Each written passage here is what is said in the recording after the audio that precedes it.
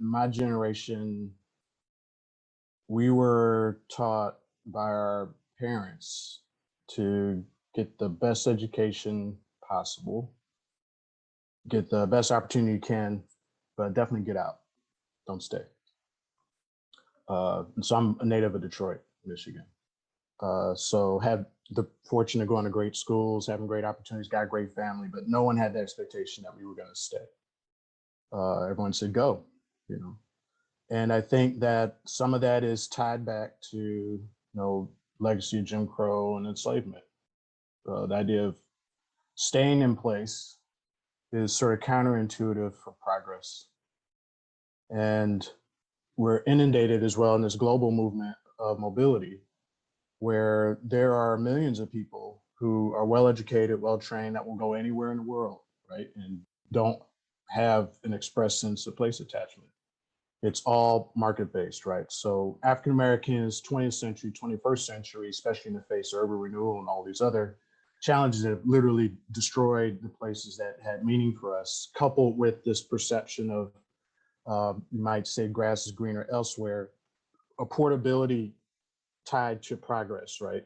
That we're kind of coming back full circle now, where everybody's saying, well, no, actually rootedness in place attachment has all kinds of benefits that extend way beyond what we are aware of, from mental well-being, physical health, sense of community and connectedness, the ability to pass on important ideas and rituals to the next generation. And there have been outposts where this is true, right? There have been communities that have kind of stayed the course.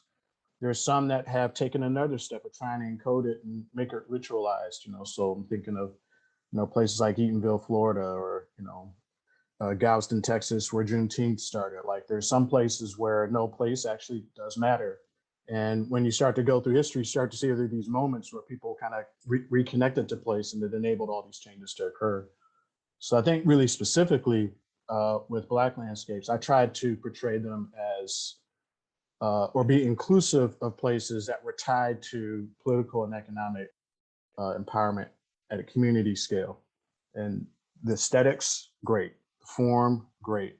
The elements that are tied specifically to the canon landscape architecture, great.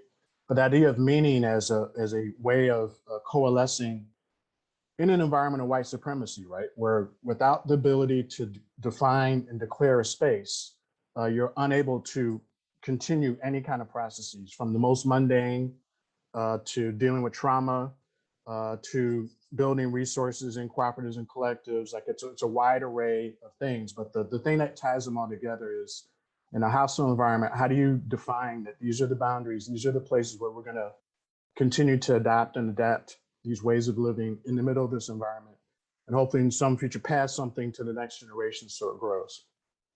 So that's sort of my attitude with it. It's racialized because we're in America, but it's fundamentally cultural.